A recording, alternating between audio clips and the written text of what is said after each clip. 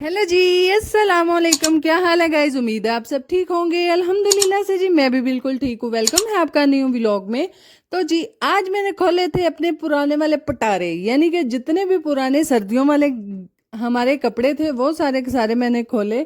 और क्यों खोले? क्योंकि उसमें कपड़े थे मेरे हस्बैंड के, क्योंकि उन्होंने आजकल मशीन का सीजन है तो इसीलिए वो लेट आते हैं वहाँ जी। लेट आने की वजह से रास्ते में होती है सर्दी, कभी बाइक पे आते हैं तो इसीलिए हवा लगती है ठंडी, तो इसीलिए वो जी बार बार मुझसे कह रहे हैं कि मेरे कपड़े निकाल दो। यानी कि या तो चादर निकाल दो या जो नीचे हमारा वार्म सूट होता है जो कि हम आम तौर पे सर्दियों में लोग पहनते हैं वो जी निकाल दो मेरे दोनों वाले।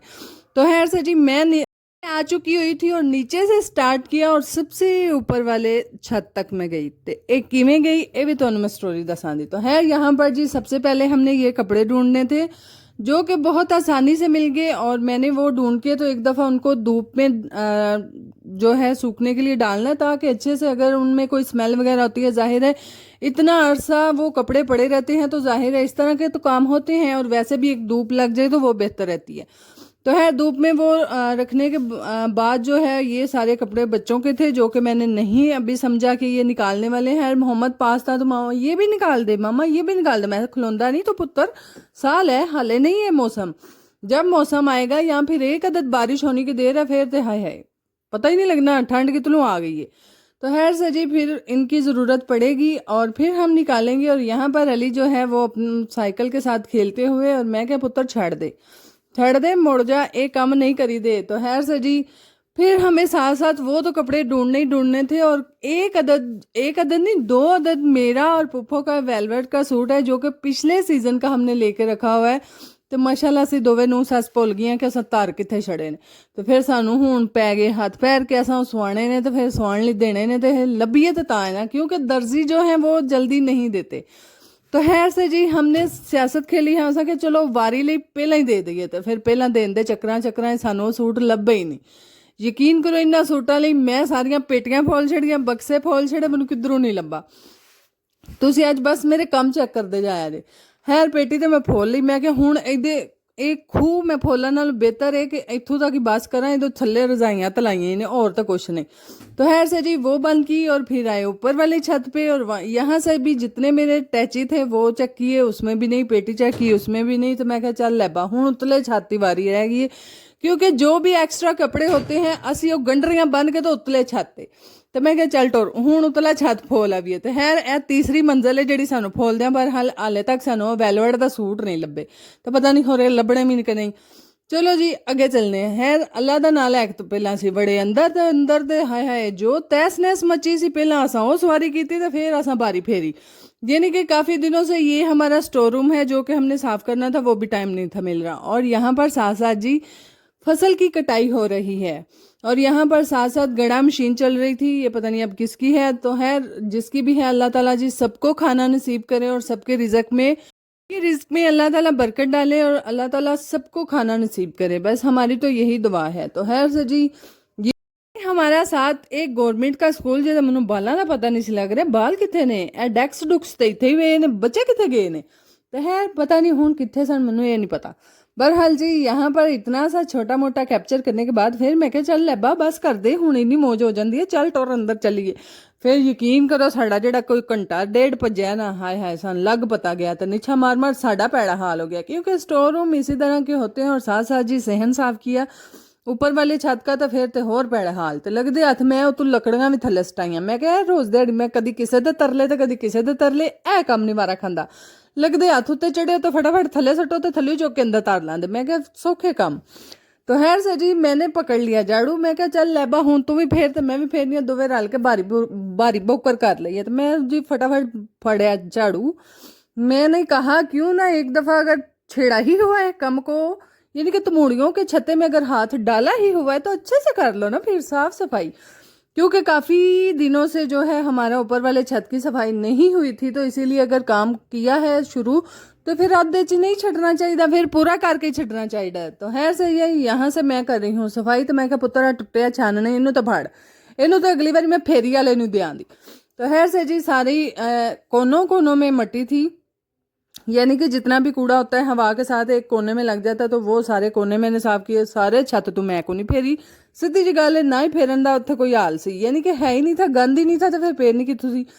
तो खैर से मैंने और लाइबा ने यहाँ पर जी मिलके छत की सफाई की, और सफाई करने के साथ साथ हमने सारी चीज़ें भी समेटी, नहीं तो जेड़ा मैं फिर खिलार तुहानू वहाना सी है।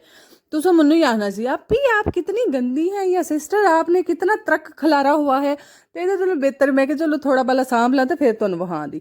तो खैर से जी ये हमारा कुछ अदद बालन है जो कि लकड़ियां हम जलाते हैं, और साथ साथ जी ये हमारा स्टोर रूम जिथे अन्ने वाह सा मंजियां सट्टियां ने, पता नहीं है किदू वरतियां जानियां, मैनू आप नहीं पता।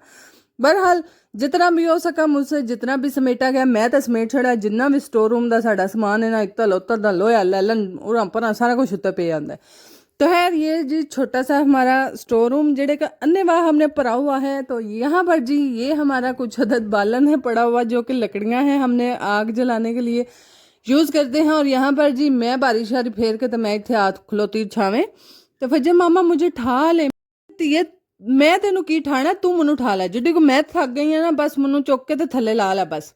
तो खैर मैं क्या चल धी इंजी हौली हौली पोली पोली जिवें लेनी है ना, इंज लै चल चुप करके। मैं क्या हुण ए काम नहीं हुंदे। तो खैर से जी फजर नीचे आ चुकी थी, और साथ साथ आ वेख लो तुहाडी भैन मशीन भी ला ली हुई सी ना, की करदी फिर हफ्ते का दिन सी, मैं तो फिर लानी सी ना।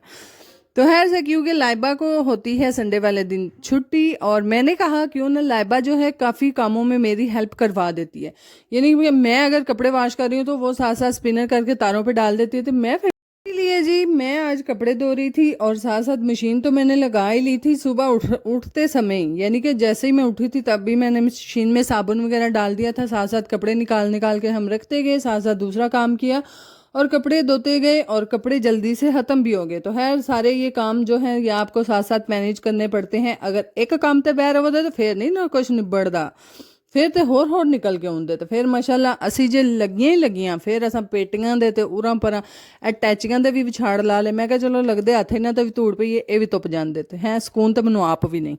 बहरहाल जी वो सारे उतारे, वो भी साथ वॉश किए, और साथ साथ जितने भी छोटे मोटे कपड़े थे इधर उधर के जो कि गंदे हुए थे वो भी उतार लिए। आ वेख लो पेटियां मैं किड्डे सोहने धो धाक पाए ने, यानी कि ट्रंकां दे, पेटियां दे तो मैं नहीं लाए क्योंकि वो बड़ा बड़ा सामान चुकना पैंदा है। तो खैर से ये सारे उतार के तो हमने धोए, धो के तो बाद में हम इनको वहाँ पे जैसे ही ये थे ट्रंकों के ऊपर या फिर टैची जो जितने भी होते हैं उनके ऊपर डाल देंगे।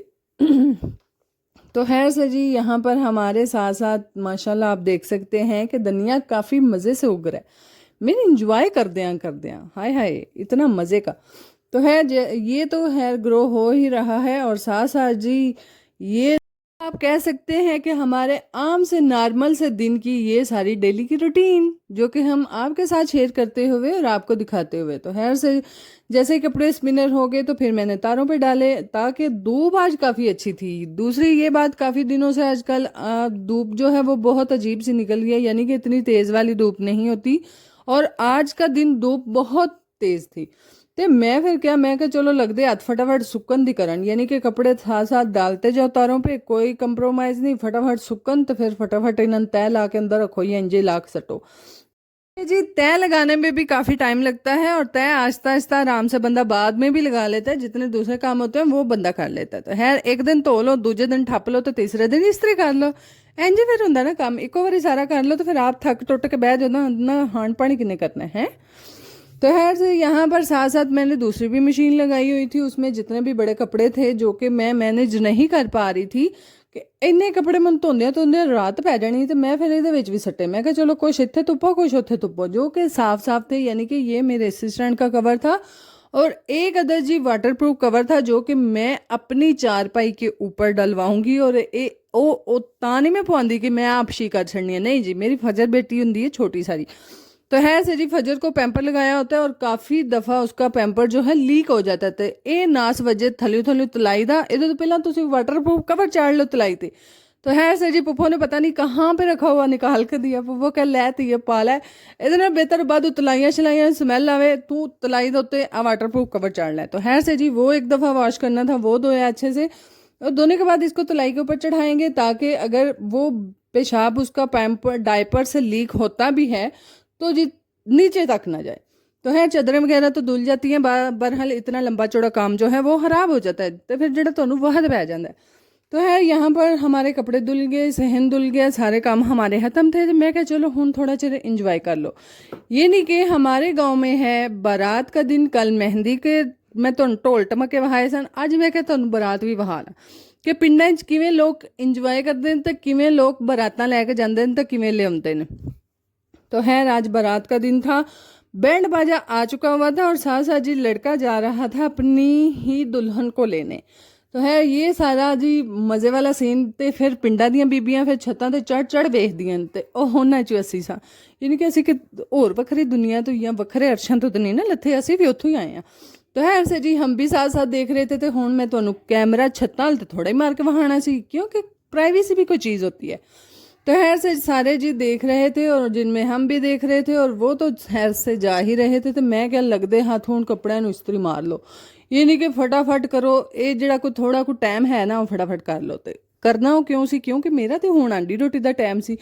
तो हांडी रोटी का मेरा बंदोबस्त होया सी। किवें होया सी, क्योंकि काफ़ी दिन पहले हमने बनाए थे मसर जो कि बच गए थे। तो मैं फ्रीज़र कर छड़े, मैं क्या लगते हाथ है तुहानूं मैं किसी दिन होर खवाने। यानी कि हुण पका के एवें बंदा जाया तो ना करे, मैं फ्रीज़र फड़ के कट छड़े। मैं क्या चलो फिर किसी दिन खाण दे। मैं नवें सिरों तड़का ला के तुहानूं मैं दे छड़ने, तुहानूं किहड़ा पता लग जाना नवें पक्के ने कि पुराने ही ने। तो खैर से जी हंडिया बनी हुई थी, मैं क्या चलो लगते हाथ मैं फटाफट को 2 सूट इस्त्री कर ला, मेरा भी कोई कम निबड़ जे ना, भाई समझिया करो ना तुसी भी। तो खैर से बच्चे यहाँ पर साथ साथ खेल रहे थे और मैं क्या लगते हाथ तुहानूं हुण मैं कपड़े शपड़े ला लेने को और फिर मैं तुहानूं अपने सेन का व्यू वहा ला, क्योंकि मौसम मज़े का था। इस टाइम पे ख़ास तौर पे गर्मियाँ अब चली गई हैं, अब नॉर्मल मौसम है और काफ़ी मज़े वाला है। तो है बहुत मज़े वाली ठंडी ठंडी फील होती है। तो मैं इतने भांडे शांडे निबेड़ ले हुए सन, यानी कि दुध शुद्ध काढ़ लिया सी। तो मेरा लगते हथ पिछे आटा गुनने वाला रह गया सी। मैं क्या चलो हो भी गुन लेने। तो खैर से जी अल्लाह का नाम लिया, मैं क्या फड़ो कनाली तो गुन लो, ये किसी होर थोड़ी गुन के देना है, हिम्मत करो भाई, हिम्मत जुटाओ। तो खैर से जी मैं यहाँ पर आटा जो है वो निकालते हुए तो साडा माशाल्लाह आटा मुक्या होया। तो दूजा दिन मैं कह रही हूँ लै जाओ आटा पिन, तुहानूं मैं कर दिता है, क्यों नहीं तुहाडा टाइम लग रहा, क्योंकि दोनों भाइयों का टाइम ही नहीं मिल रहा, क्योंकि वो बिजी बहुत ज़्यादा होते हैं। इसीलिए जी आटा जो है यानी कि गंदम जो है वो मशीन के ऊपर रखने का जाने का टाइम ही नहीं मिल रहा। जिथे आटा पीसदा है उस चक्की के उत्ते रखने का टाइम ही नहीं।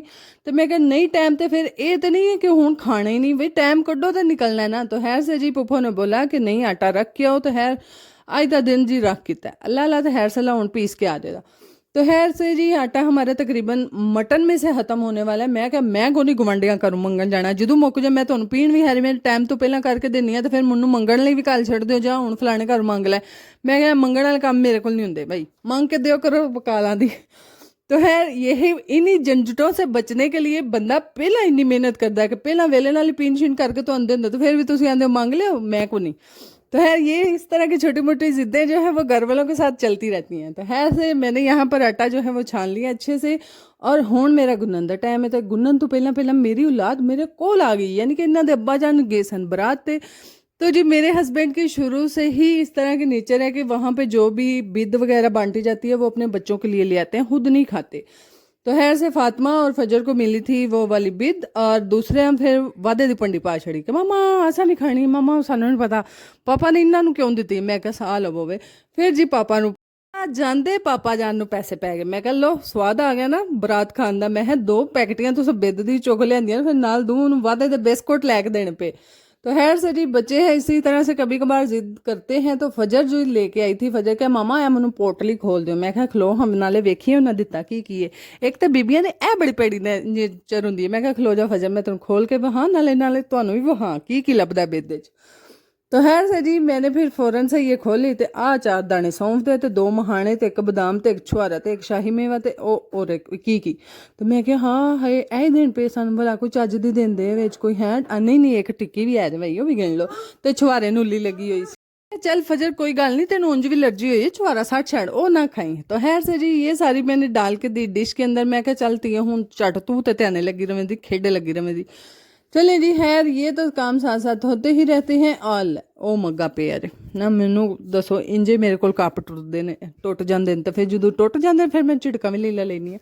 तो खैर से जी काफ़ी दिनों से मच्छर हमें बहुत तंग कर रहे हैं, तो मैं क्या पुत्र जहाँ लगते अज जलेबियां दो फड़ के लिया, एक फूफो वाले अंदर लाइए, एक अपने वाले अंदर लाइए ना, इन्ने की साढ़े कन्न खादे होंगे, राह जाता साढ़ा हूँ चूस लेंदा, अगे साढ़ा थोड़ा सुक्के होया। मैं क्या जा पुत्र। तो खैर से जी मोहम्मद दो जलेबियां लेके आया था, मैनू अपन गल्लां तो कदी कदी आप भी हासा आंदा हुंदा है। खैर तुहानू पता नहीं आंदा कि नहीं आंदा, बहरहाल मनु कदी कदी बड़ा आंदा है। तो खैर से जी यहाँ पर 2 दिन मैंने जलेबियां तहा ली थी, तहा के तो मैं फिर अंदर रख आई। मैं क्या चलो हुण लगदे पोला पोला धोदे रहो, तो फिर साडा मच्छर मर जाता, तो असीं सकून दी नींदर ना इक्को रात हुंदी है, वो भी मच्छर ने जलील कीता हुंदा है, सानू उस टाइम ते चढ़दा सकून कर लैंदे करे ना।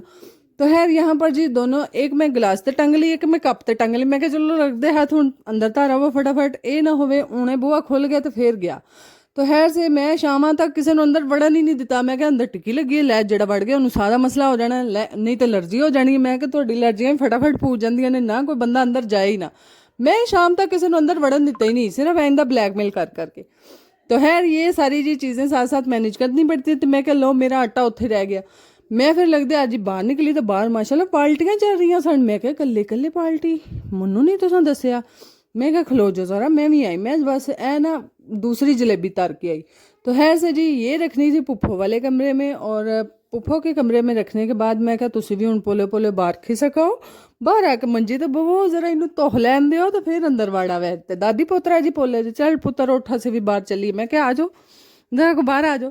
तो खैर से जी यहाँ पर जो है वो मोहम्मद, फातिमा और साथ साथ जी फजर बैठे हुए थे। मैनू तो कभी अपने बालों के नाम भुल जानी, मैं कन्फ्यूज़ हो जानी बैठा केड़ा केड़ा सी। तो खैर यहाँ पर तीनों चारों बैठे हुए थे, 3 ही थे।